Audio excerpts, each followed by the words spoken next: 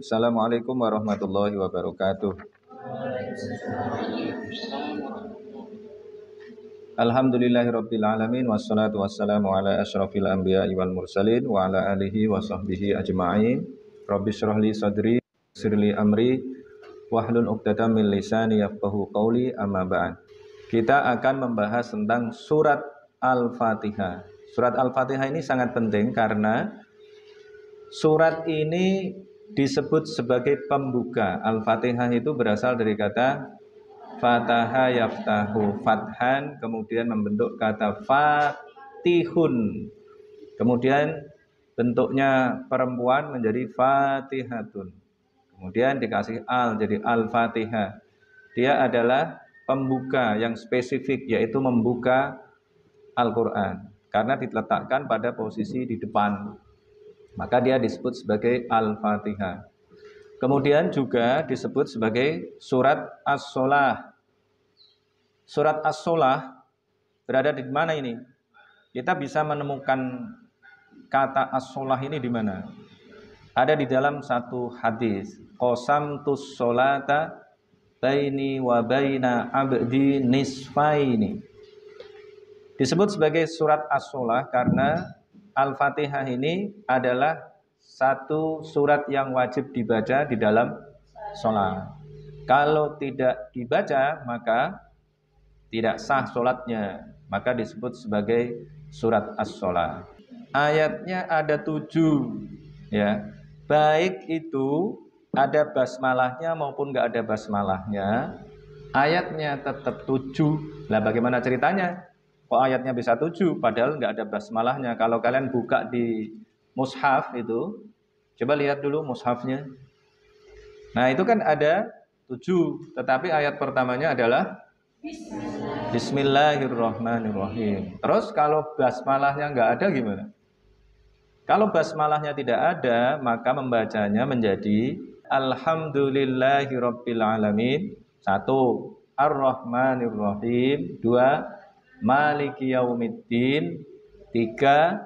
Iyyaka na'budu wa iyyaka nasta'in. 4. Ihdinas siratal mustaqim. 5. Siratal ladzina an'amta 'alaihim.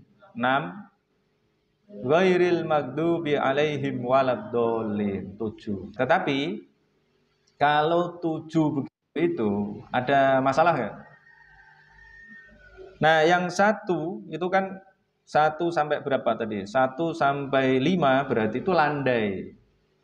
Alhamdulillahirabbil alamin, arrahmanirrahim, maliki yaumiddin, iyyaka na'budu wa iyyaka nasta'in. Nah ini pendek jadinya. Ihdinas siratal mustaqim, siratal ladzina an'amta 'alaihim, bukan 'alaihim, ghairil maghdubi 'alaihim waladdallin. Landai itu, ya. Nah, itu nanti bisa diperdebatkan. Itu nanti bisa dibahas oleh ahli syair. Kenapa diakomodir begitu? Ya. Ihdinas siratal mustaqim, siratal ladzina an'amta 'alaihim. Nah, kemudian memang ayatnya harus 7. Gitu kan? Memang kalau ayatnya 6 apa masalahnya? Nah, nanti ada kajian yang lebih lanjut. Nanti cari hadisnya.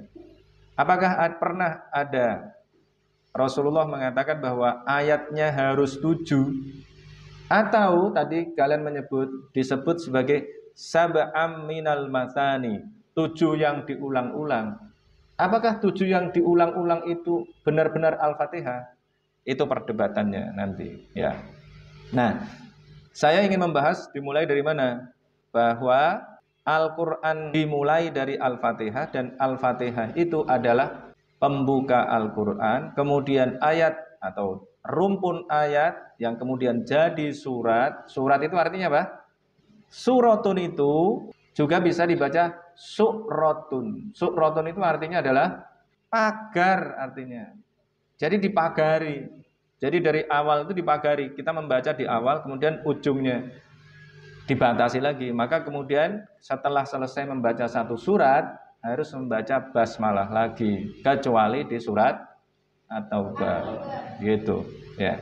Maka disebut sebagai pagar suratun ya, surat Al-Fatihah berarti sesuatu yang dipagari. Suratun itu adalah pagar. Tapi yang dimaksudkan surat itu adalah sesuatu yang dipagari. Misalnya di surat apa? Di juz amma itu, setelah wadduha wal laili idza saja selesai. Nah, itu harus baca basmalah setelahnya. Setelah baca surat ad-duha, kemudian mau baca surat alam nasroh, harus baca bismillah. Maka disebut dengan suratun. Kalau suratun berarti kan artinya surat, pagar artinya. Nah, yang tadi dibaca tadi berarti sesuatu yang dipagari. Oh gitu. Disebut surat padahal sebenarnya yang dibaca itu adalah sesuatu yang dipagari. Paham? Nah, itu seperti apa? Seperti kata khalqun. Khalaqo artinya menciptakan, khalqun artinya ciptaan. Kalau ciptaan maka artinya juga yang diciptakan. Kalau ini berarti masdar bimaknal maf'ul. Nanti cari padanannya. Kata-kata di dalam bahasa Arab yang begitu itu ya banyak ya. Kemudian tadi kita mulai dari mana? Kita akomodir ya.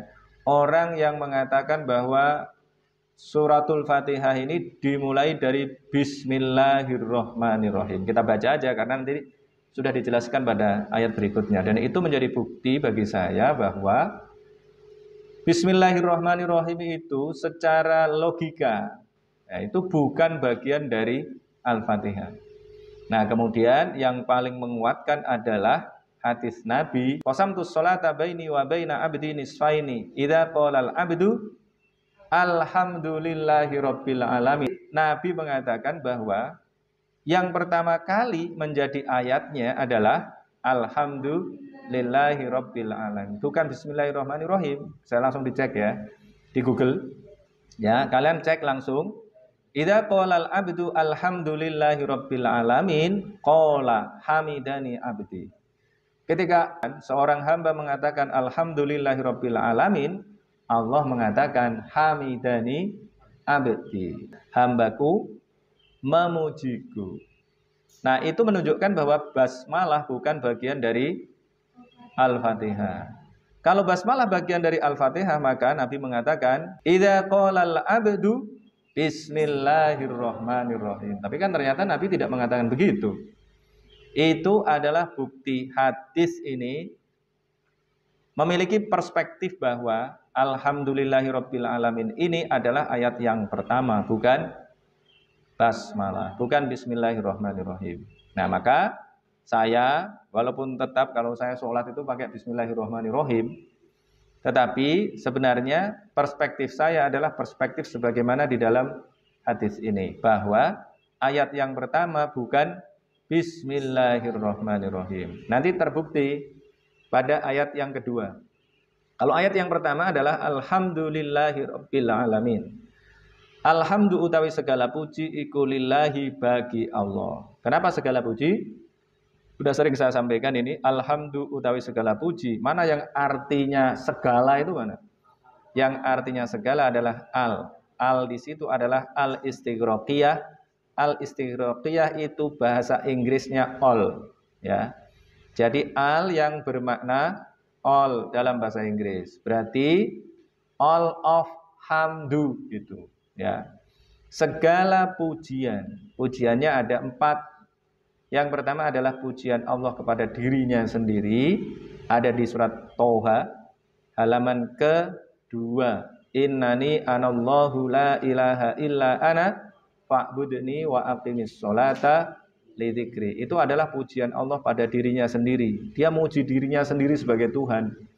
Innani anallah, sesungguhnya aku ini adalah Allah. La ilaha illa ana, tidak ada Tuhan selain aku. Fa'budni, maka sembahlah aku. Fa'bud, maka kamu menyembahlah ni ing aku. Ya. Itu adalah pujian Allah kepada dirinya sendiri. Kemudian yang kedua adalah pujian Allah kepada makhluknya. Mana pujian Allah kepada makhluknya? Misalnya Allah memuji orang-orang yang soleh, syahid, para nabi. dipuji, innahu min ibadinal mukhlasin. Siapa itu yang dipuji sebagai ibadinal mukhlasin? Ada beberapa orang tuh yang dipuji di dalam surat As-Saffat. Nah, itu beberapa orang dipuji sebagai ibadinal mukhlasin. Innahu min ibadinal mukhlasin. Sesungguhnya dia termasuk hamba-hamba kami yang terpilih, yang termurnikan. Termurnikan itu berarti terpilih. Termurnikan itu disaring. Disaring caranya bagaimana? Nyaringnya nyaring teh atau menyaring emas. Nyaring teh atau nyaring emas? Kalau nyaring teh yang diambil apanya? Yang diambil airnya. Berarti yang lolos atau yang tertinggal di dalam saringan? Yang lolos. Oh. Padahal Nabi ini disaring yang lolos atau yang ada di dalam saringan. Banyak mana? Yang lolos atau yang ada di dalam saringan?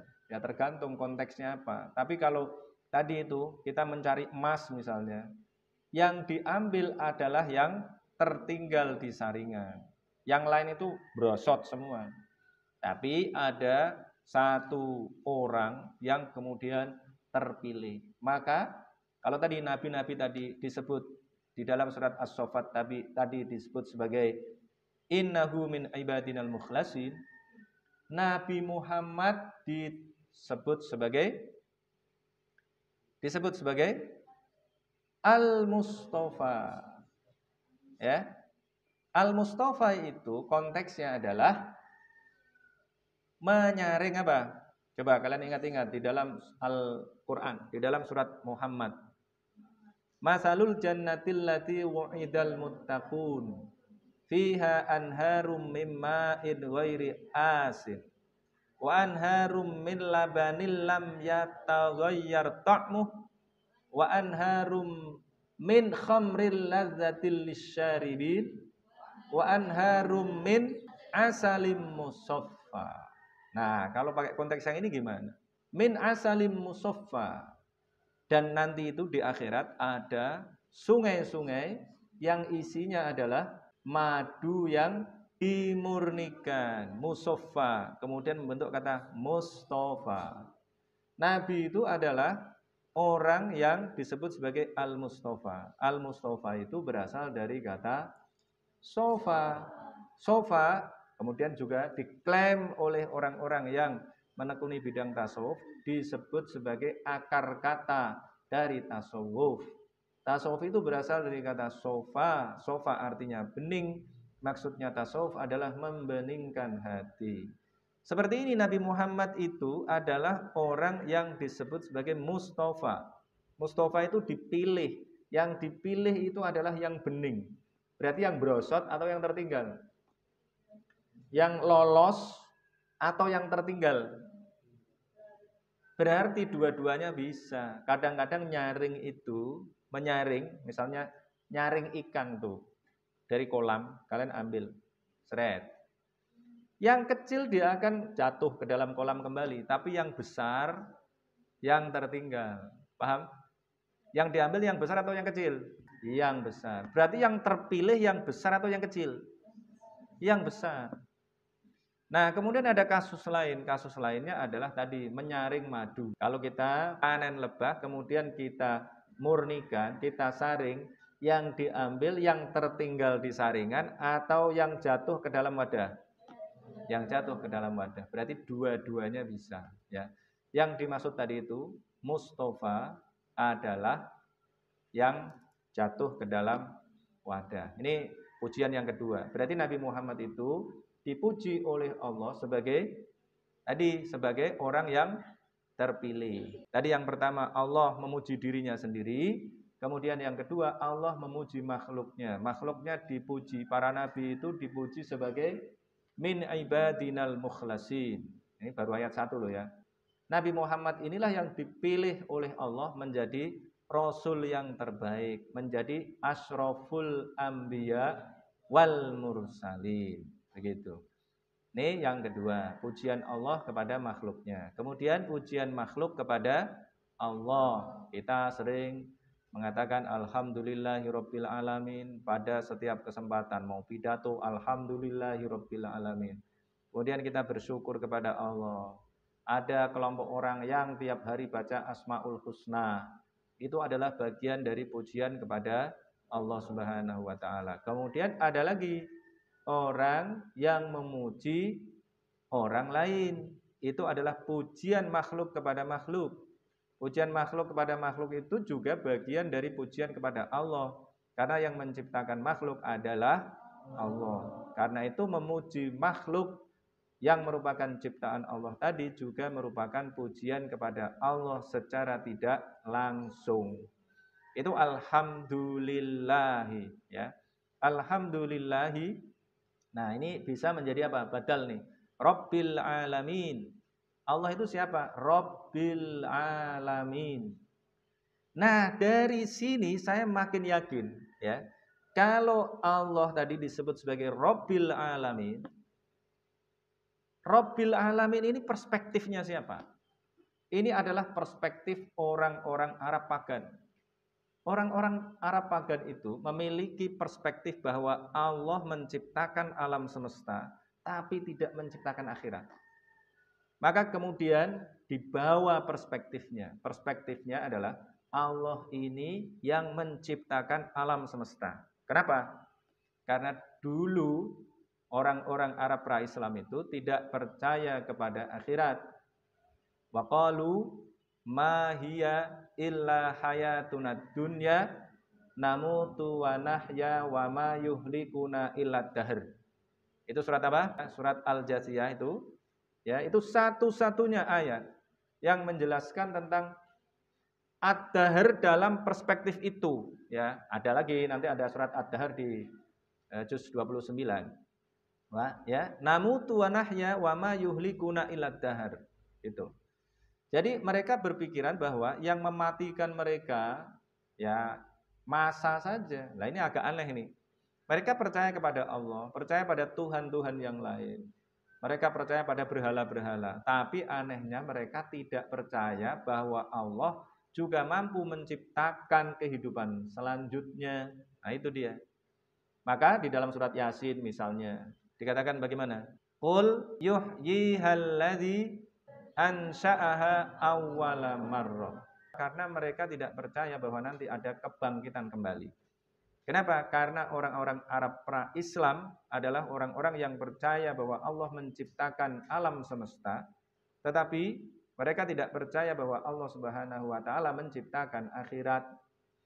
Nah, bukti bahwa mereka percaya kepada Allah mana? Di dalam surat Al-Ankabut ada berapa kali diulang itu? Wala in sa'altahum man khalaqas samawati wal arda wa sakhkharas syamsa wal qamara la yaqulunallah. Mereka kalau ditanya siapa yang menciptakan langit-langit dan bumi, yang menundukkan matahari dan bulan, siapa itu? Mereka akan mengatakan Allah. Tapi tadi mereka tidak percaya pada akhirat. Maka Al-Qur'an di awal ini, ya, di awal sebagai umul kitab artinya adalah induk kitab. Induk itu apa? Apa bayangan kalian kalau disebut dengan induk? Induk adalah yang punya. Lah induk itu yang punya apa? Disebut induk kalau punya apa? Ya kalau punya anak. Kalau nggak punya anak, namanya bukan induk. Disebut induk karena punya anak. Disebut anak karena punya induk. Begitu. Kenapa disebut anak? Karena punya induk. Kenapa disebut sebagai induk? Karena punya anak. Nah, nanti ayat-ayat di surat Al-Fatihah ini harus dihubungkan dengan ayat-ayat yang lain. Atau ayat-ayat di surat Al-Fatihah ini memiliki turunan-turunan. Turunan-turunan itulah yang saya sebut sebagai anak-anaknya. Jadi sesungguhnya pembahasan yang ada di dalam Al-Quran secara keseluruhan itu adalah bagian dari turunan yang ada di dalam Al-Fatihah ini. Nanti kita buktikan, ya. Tadi wala in sa'altahum man khalaqas samawati wal arda. Ya, yang lain cuma la yaqulunallah. Siapa yang menciptakan langit dan bumi? Niscaya mereka akan mengatakan Allah yang menciptakan. Ini perspektif tentang alhamdulillahi rabbil alamin. Itu berarti Yang diajak ngomong siapa? Yang diajak ngomong adalah orang-orang yang dulu ya percaya kepada Allah sebagai pencipta dunia, tapi mereka tidak percaya kepada akhirat. Nah gitu. Ya. Allahnya itu adalah Allah yang menciptakan alam semesta tapi tidak menciptakan akhirat. Nanti ditarik oleh Allah. Ditarik kemana? Ditarik oleh Allah nanti dengan perspektif.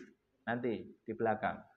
Nah kemudian lagi setelahnya ada Ar-Rahmanir Rahim. Ar-Rahmanir Rahim itu saya tidak mengartikan sebagaimana Pak Ustadz, Pak Kiai yang selama ini saya baca ya. Kitab-kitab yang selama ini saya pelajari di pesantren yang mengartikan Ar-Rahman adalah Rahmanud dunya wal akhirah. Itu ada di mana?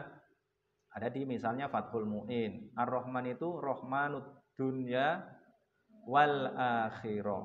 Kemudian ada Ar-Rahim diartikan dengan Rahimul akhirah. Ar-Rahim itu Rahimul akhirah ya.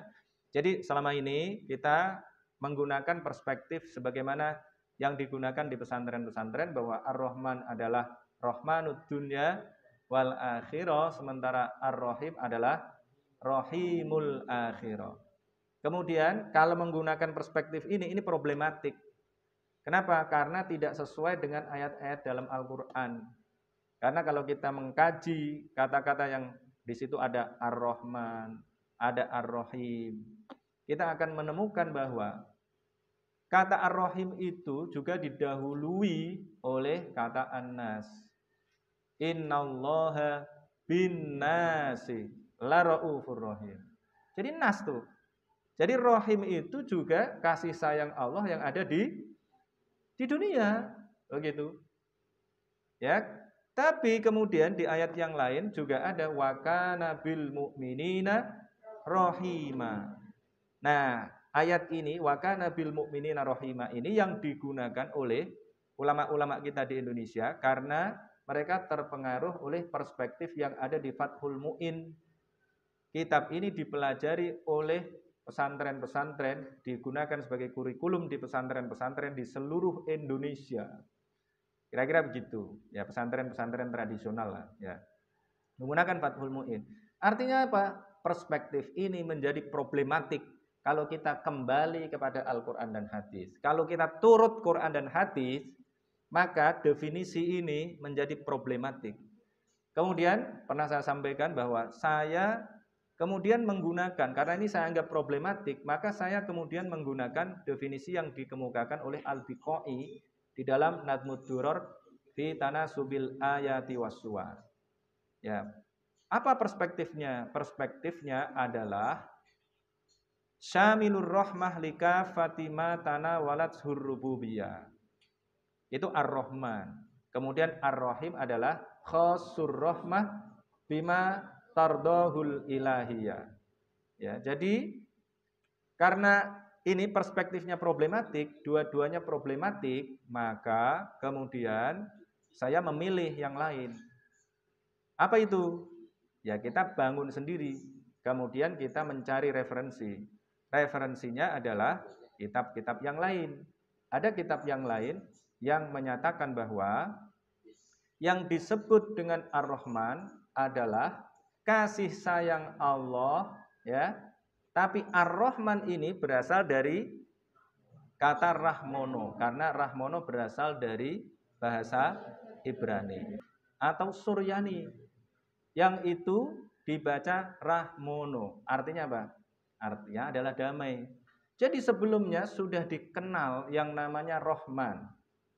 Rahman itu adalah sebutan bagi Tuhan orang-orang Ibrani. Kalau orang-orang Ibrani berarti mereka adalah orang Yahudi. Jadi ini adalah kata yang digunakan oleh orang Yahudi. Seperti mereka menyebut Allah sebagai El. Nah, kemudian muncul kata Israel, muncul kata Ismail, dan lain-lain. Ya, ada Ismail, Isma itu artinya mendengar, El artinya adalah Allah. Berarti maksudnya adalah doa yang didengarkan oleh Allah, karena Nabi Ibrahim sudah minta anak lama sekali, maka kemudian diberikan Allah anak, maka anaknya itu diberi nama Ismail. Kemudian punya anak lagi Ishak, Ishak punya anak Yakub, Yakub punya nama alias, nama aliasnya adalah Israel. Isra itu artinya hamba, El artinya adalah Allah. Maka Israel artinya adalah hamba Allah. Hamba Allah bahasa Arabnya adalah Abdullah. Begitu, ya. Maka kita tidak perlu anti itu dengan bahasa-bahasa lain. Nah, kata Ar-Rahman itu adalah kata-kata serapan. Apakah kemudian, nah ini nanti ada persoalan. Loh, Al-Quran itu Arabiyyum mubin. Kata-kata yang ada di dalam Al-Quran itu Arab. Loh gitu. Ini adalah orang yang tidak ngerti berarti. Dia tidak ngerti bahwa ada satu kata yang diserap dari bahasa Indonesia. Apa itu? Kata-kata apa itu? Kapur. Coba ingat-ingat. Di dalam Al-Quran ada kata-kata mizajuha kafuro, ya. Kapur itu maksudnya kapur barus itu dari Sumatera. Itu diserap ke dalam bahasa Arab. Gak ada bahasa Arab kapur itu gak ada. Coba kapur itu polanya pola apa itu kapur itu gak ada. Nah tapi kata-kata kapur ini kapur barus, maka di Sumatera itu ada barus. Barus itu nama apa? Nama daerah. Nah, kapur barus itu ya berasal dari barus itu. Kemudian dulu diperdagangkan sampai sana, dikenal sebagai kapur. Kapur ini disukai, maka kemudian nanti akan menjadi campuran minuman di surga. Nah, mungkin nanti akan ada pertanyaan loh. Minuman kok dicampuri kapur barus itu rasanya kayak apa? Itu jangan tanyakan di sini ya. Itu soal perspektif. Orang suka makanan yang berbeda-beda, minuman yang berbeda-beda, ya. Sama dengan itu, Ar-Rahman juga merupakan perspektif yang berasal dari mana tadi? Dari Ibrani, dari Suryani. Aslinya adalah Rahmono. Rahmono artinya damai, karena bahasa Arab ini, bahasa Ibrani, bahasa Suryani itu punya banyak persamaan dengan bahasa Arab. Maka kemudian diserap, ya. Nah, di sana juga ada kata rohima. Maka kemudian dikumpulkan jadi satu. Perspektifnya tadi menjadi Alhamdulillahi Rabbil Alamin Ar-Rahmanir Rahim. Segala puji bagi Allah. Allah itu adalah Tuhan yang menciptakan, pencipta. Rob itu artinya adalah pencipta dan pemelihara artinya. Berarti pencipta, pemelihara alam semesta. Nah, alam semestanya ini, semua ini alam semesta. Kemudian tadi itu Ar-Rahmanir Rahim. Berarti kan jadi badal kedua. Ya, Rabbil Alamin ini siapa ini? Ini Ar-Rahmani. Jadi dengan begini ini mestinya orang Yahudi, orang Nasrani mestinya paham bahwa yang dimaksudkan Allah di sini, Allah yang menciptakan alam semesta ini adalah Tuhan sebagaimana yang dipercaya oleh orang Ibrani, yang dipercaya oleh orang Yahudi dan juga Nasrani, begitu, ya. Berarti tujuannya apa? Tujuannya ingin menarik mereka agar mereka itu menjadi orang-orang yang punya perspektif yang sama. Bisa ditangkap? Ya. Alhamdulillahi Rabbil Alamin Ar-Rahmani Ar-Rahimi. Itu. Yang maha penyayang bahasa kalian. Nah, tapi nanti itu ya, maha penyayang ini perspektif yang mana? Perspektif yang dimiliki oleh orang Arab, ya. Rahmono tadi kemudian disebut dengan Rahman, sebagaimana Salomo disebut sebagai Sulaiman di dalam bahasa Arab. Kan Salomo tadinya, Salomo atau Solomon. Nabi Sulaiman itu kalau dalam bahasa Ibrani, bahasa Suryani, ya Salomo, nggak ada yang menyebut Sulaiman. Nah, kemudian diserap ke dalam bahasa Arab menjadi Sulaiman. Salomo menjadi Sulaiman. Jadi salah itu yang dikemukakan oleh Profesor siapa? Fahmi Basya, yang mengatakan bahwa Sulaiman itu orang Jawa. Dengan argumentasi hanya sederhana. Namanya didahului dengan Su, ya. Sulastri, Suhanjati, Sutomo, dan lain sebagainya. Buktinya karena Sulaiman. Nah, kalau dalam bahasa Ibraninya diakhiri dengan O, tapi tidak diawali dengan U. Oh, gitu. Perspektifnya beda lagi. Jadi mengada-ada itu tafsirnya Profesor Fahmi Bahasa itu mengada-ada, terlalu mencocok-cocokkan, nggak ada hubungannya. Ya, nah, ini tuh yang mengatakan bahwa Borobudur adalah peninggalan Nabi Sulaiman. Itu terlalu mengada-ada. Ya, paham ya ini ya?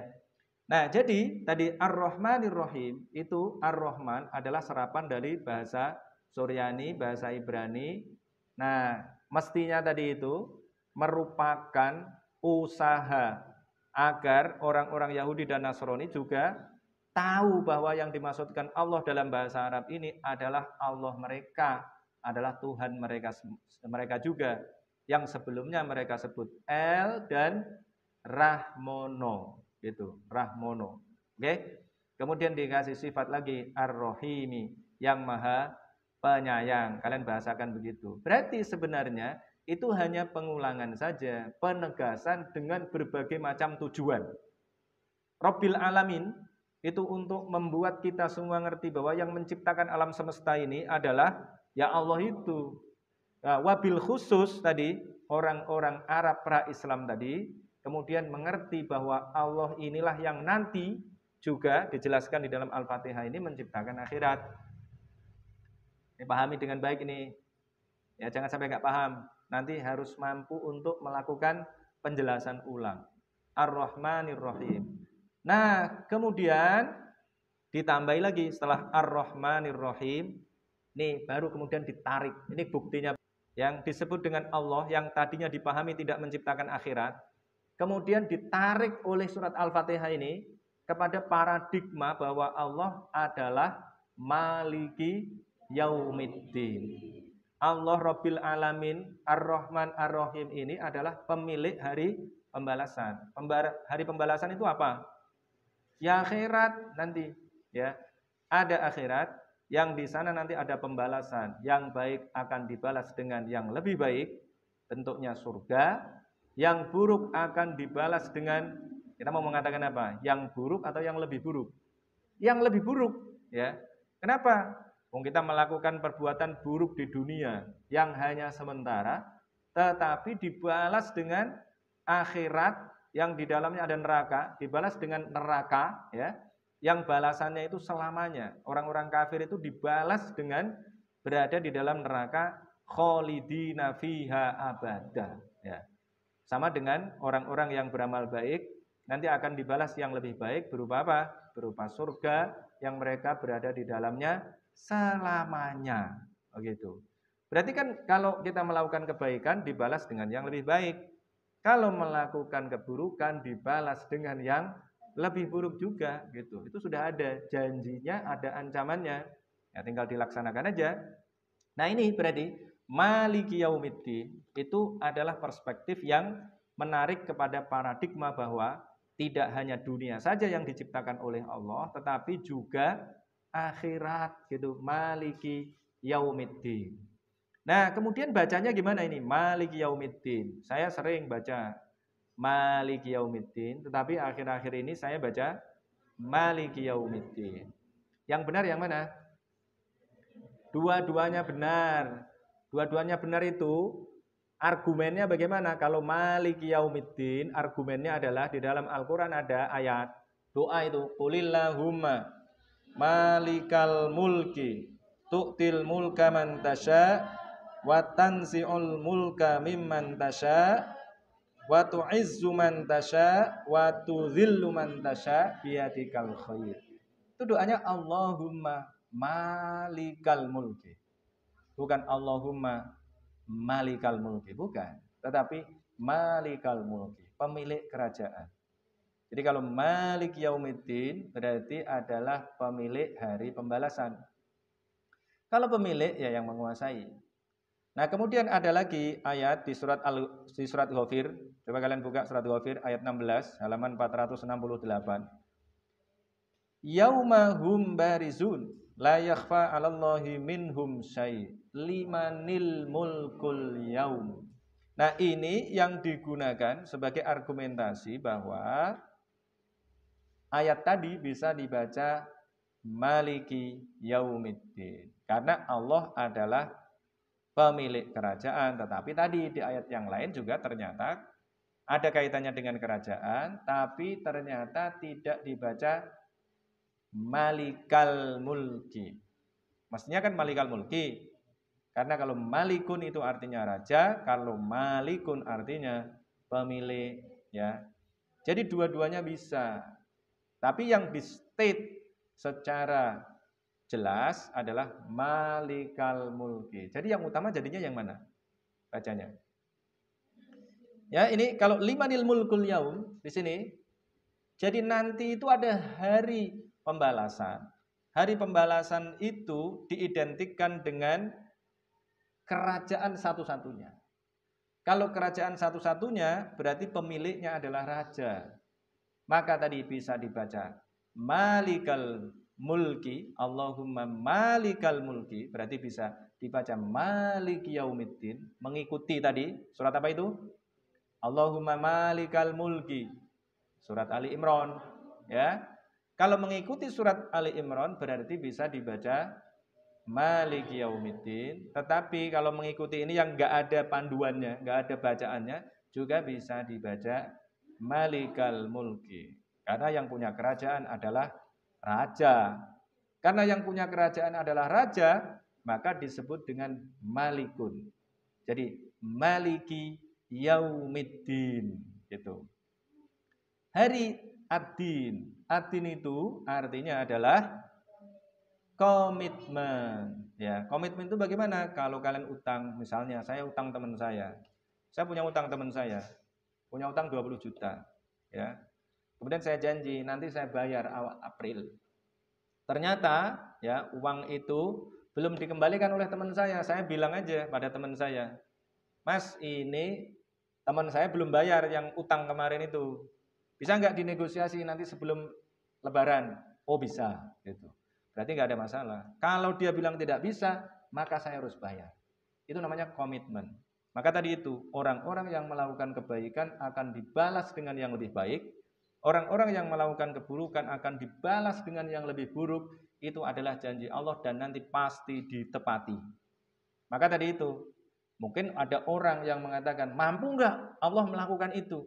Ya mampu. Kenapa? Maliki yaumiddin, dia yang punya. Ya, Maliki yaumiddin, dia yang menjadi raja. Itu. Raja apa yang dia tidak mampu? Ya.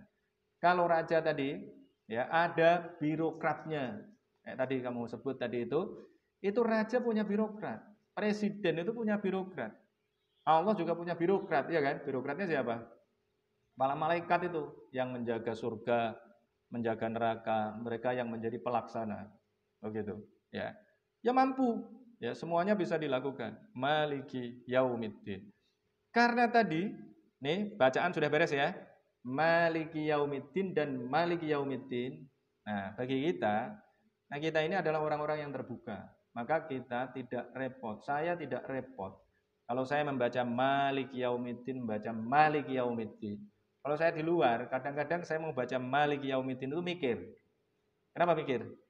Karena dikiranya nanti saya nggak ngerti bahwa bacaannya itu adalah maliki yaumiddin dan maliki yaumiddin. Nanti kalau saya baca maliki yaumiddin, nanti dikiranya Pak Imam salah, begitu. Maka kalau di sini saya santai aja baca maliki yaumiddin ya bisa, baca maliki yaumiddin ya oke-oke saja. Saya tidak khawatir nanti imamnya ini ditinggalkan oleh makmum. Begitu kan? Tapi kalau di luar bisa saja, wah ini imamnya salah, tinggalin aja gitu. Tengok assalamualaikum belakang sudah nggak ada. Karena dikiranya imamnya batal. Karena imamnya tidak ngerti bacaan maliki yaumiddin. Dikiranya bacaannya salah gitu. Maliki yaumiddin dibaca maliki yaumiddin. Jadi tadi kemudian ditarik, coba renungkan ya. Alhamdulillahirabbil alamin, dari perspektif yang sangat materialistik. Rabbil alamin itu sangat materialistik. Sangat positivistik gitu, ya. Nah, tapi kemudian ditarik tadi dengan berbagai macam perspektif yang sebelumnya ada, kemudian Islam mengajak semua orang yang tadinya percaya pada dunia saja, tidak percaya pada akhirat, kemudian ditarik. Ditarik kemana? Ditarik pada perspektif bahwa Allah tidak hanya menciptakan dunia, tapi juga menciptakan akhirat. Ya, paham ya? Alhamdulillahirabbil alamin, arrahmanirrahim, kemudian maliki yaumiddin. Nah, karena Allah yang memiliki semuanya, Allah itu raja, Allah itu pemilik. Nah, pada saat itu, ya paradigma yang ada adalah paradigma hamba dan hamba dan bos. Hamba dan tuan, berjuis dan proletar. Begitu, ya. Ada tuan, ada hamba. Kalau tuan namanya Rob, kalau hamba namanya abdun. Maka tadi ada Rabbul Alamin, kemudian ditarik ke sini, ya. Kalau Allah memiliki semuanya, tidak hanya tuan tapi juga raja. Maka apa yang harus dilakukan? Kalau di Jawa ini ada istilah manunggaling kawula lan Gusti. Jadi kalau di Jawa ada Gusti, ada kawulo. Gusti itu adalah tuan, ya. Gusti adalah tuan. Kalau kawulo adalah hamba. Jadi di Arab ada sayyid, ada rob, ada abdun. Oke? Ada abdun, ada rob, ada hamba, ada tuan. Kalau di Jawa ada kawulo, ada gusti. Kalau di Eropa ada proletar, ada berjuis. Itu sama itu tradisinya, feodalisme. Ya. Nah, maka kemudian Al-Qur'an juga menggunakan istilah itu. Tapi ini untuk apa? Untuk hamba yang betul-betul hamba dengan Tuhan yang betul-betul Tuhan, gitu. Kalau tadi itu kan tidak. Manusia itu mestinya setara. Tapi kemudian ada yang diperhambakan, ada yang diperbudak, kemudian ada yang dipertuan. Padahal mestinya enggak ada itu. Orang yang dipertuan, orang yang diperbudak. Yang boleh dipertuan hanyalah Allah. Maka kemudian Al-Quran mengatakan iyyaka na'budu wa iyyaka nasta'in. Kalau begitu. Loh, ini perspektifnya luas sekali nih. Karena Al-Quran mengatakan iyyaka na'budu. Hanya kepadamu kami menghamba. Jadi begitu. Karena tadinya itu ada penghambaan. Tapi dalam konteks sosial pada saat itu nggak bisa dihapus secara keseluruhan, itu nggak ada. Nggak bisa. Kenapa begitu? Ya karena namanya sosial. Sosial itu pelan-pelan. Menghapusnya itu, mengubahnya itu pelan-pelan. Reformasi itu ya pelan-pelan. Bahkan revolusi sekalipun yang dianggap dengan revolusi itu kan perubahan secara cepat. Cepat dan lambat itu kan relatif. Ya. Revolusi di mana yang cepat itu? Di Eropa misalnya, ya itu nggak cepat juga, lambat itu. Reformasi yang ada di Indonesia sampai hari ini sudah 20 berapa tahun, Bu? Sudah 24 tahun. Tapi ya gini-gini aja. Tapi yang dilakukan oleh Al-Quran adalah betul-betul revolusi. Ya. Misalnya apa? Nabi Muhammad berusaha untuk menghapus perbudakan. Prinsip-prinsip dalam Al-Quran kita bisa tangkap bahwa prinsipnya adalah menghapuskan perbudakan. Tetapi tidak bisa langsung dihapuskan. Cara Al-Quran bagaimana? Ini yang saya sebut tadi bahwa Al-Quran adalah umul kitab. Untuk memahami iyyaka na'budu wa iyyaka nasta'in, gak bisa hanya dengan memahami ini, tapi harus dipahami dengan ayat-ayat yang lainnya. Bagaimana ayatnya? Yang menghapus perbudakan, walladzina yabtaghunal kitaba mimma malakat aymanukum fakatibuhum in alimtum fihim khairum. Jadi dulu yang namanya budak itu akan menjadi budak selamanya sampai dia bisa bayar, bisa menebus, atau ada orang lain yang menebus secara total. Gimana caranya kalau begitu? Berarti hidupnya tergantung orang lain. Seperti Bilal bisa merdeka itu karena dibebaskan oleh Abu Bakar. Coba kalau nggak dibebaskan Abu Bakar, gimana dia bisa merdeka? Nah, kemudian Al-Quran memberikan alternatif. Walladzina yabtaghunal kitaba mimma malakat aymanukum. Caranya bagaimana? Nyicil. Dicicil kayak kalian beli motor nyicil 600.000 per bulan. Karena kalau mau bayar 18 juta langsung nggak punya duitnya. Maka kemudian harus dicicil. Kalau cicil lebih ringan atau lebih berat? Lebih ringan. Berarti potensi untuk menjadi merdeka menjadi lebih terbuka. Itu walladzina yabtaghunal kitaba mimma malakat aymanukum fakatibuhum. Ada di surat apa itu? Surat An-Nur. Nah, kemudian lagi setiap ada orang yang melakukan kesalahan maka kafarotnya adalah membebaskan budak. Kemudian ada tadi tuh yang saya baca di dalam surat Al-Balad. Wa hadainahun najdain falak tahamal aqobah wa ma adrakamal aqobah fakku raqobah. Jadi jalan sulit yang mendaki itu adalah diantaranya memerdekakan budak dari perbudakan. Yang sering saya katakan adalah sekarang ini era perbudakan sudah tidak ada lagi, sudah dihapuskan oleh PBB. Tetapi mental-mental budak itu masih banyak sekali. Mental budak itu bagaimana? Mental budak itu, ya ini mental yang buruk. Mental budak itu adalah mental yang kalau tidak diawasi, tidak mau bekerja. Itu mental budak. Ya, mental itu karena apa? Muncul karena mereka bekerja, tetapi hasilnya bukan untuk mereka sendiri. Tapi kemudian masih melekat, sehingga orang nggak mau bekerja. Orangnya malas. Mental budak itulah yang kemudian harus dihapuskan. Dari anak-anak muda sekarang yang mentalnya adalah mental inferior. Ya, mental inferior yang kemarin saya katakan bahwa kita ini mengidap inferioritas ganda. Inferioritas terhadap orang Eropa adalah inferioritas terhadap sains dan teknologi. Ya, kita merasa bahwa kita ini lebih lemah dibandingkan mereka dalam aspek sains dan teknologi, dan itu benar kalau itu. Ya, kita kalah, sehingga kemudian menyebabkan kita inferior. Tapi kemudian kebablasan.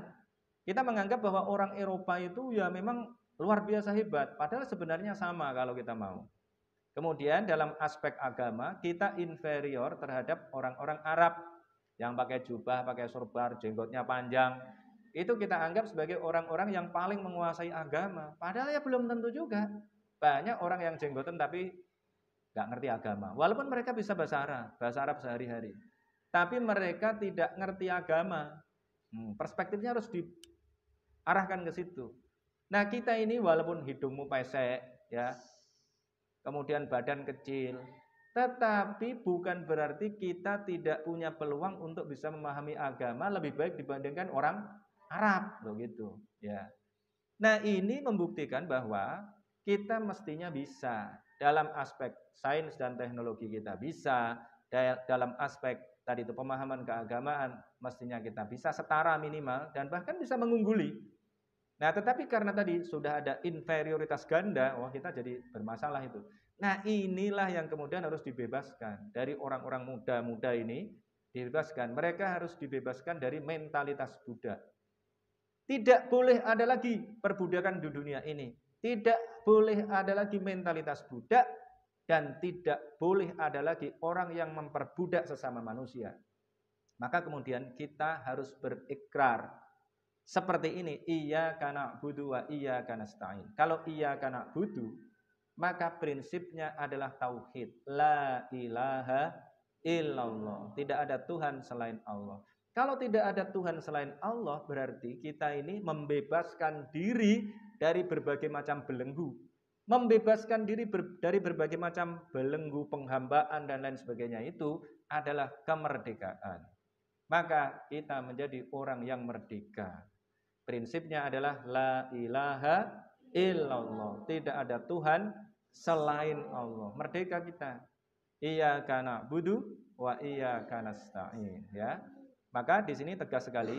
Berarti tadi iyyaka na'budu, nanti turunannya banyak. Di dalam Al-Qur'an ada tadi innani anallahu la ilaha illa ana. Fa'budni wa aqimis sholata li dzikri. Itu turunan. Maka tadi Al-Qur'an disebut sebagai ummul kitab. Begitu. Al-Qur'an dianggap sebagai induk Alkitab yang nanti itu anaknya banyak di dalam surat-surat yang lain. Begitu ya. Iyyaka na'budu. Kenapa sebutannya atau istilah yang digunakan adalah iyyaka baru na'budu, bukan na'buduka. Nah, ini dia. Ya. Iyyaka na'budu bukan na'buduka. Itu karena apa? Karena prinsipnya adalah Allah sebagai satu-satunya Tuhan yang layak disembah. Bukan na'buduka. Kalau na'buduka berarti sering kan saya katakan kami menyembahmu. Itu seperti Galang bilang, aku cinta kamu. Padahal kalau bilang aku cinta kamu bukan berarti ku tak mendua. Itu masalah, ya kan? Tapi kalau tidak ada Tuhan selain Engkau, tidak ada Tuhan selain Allah, hanya kepadamu aku menyembah.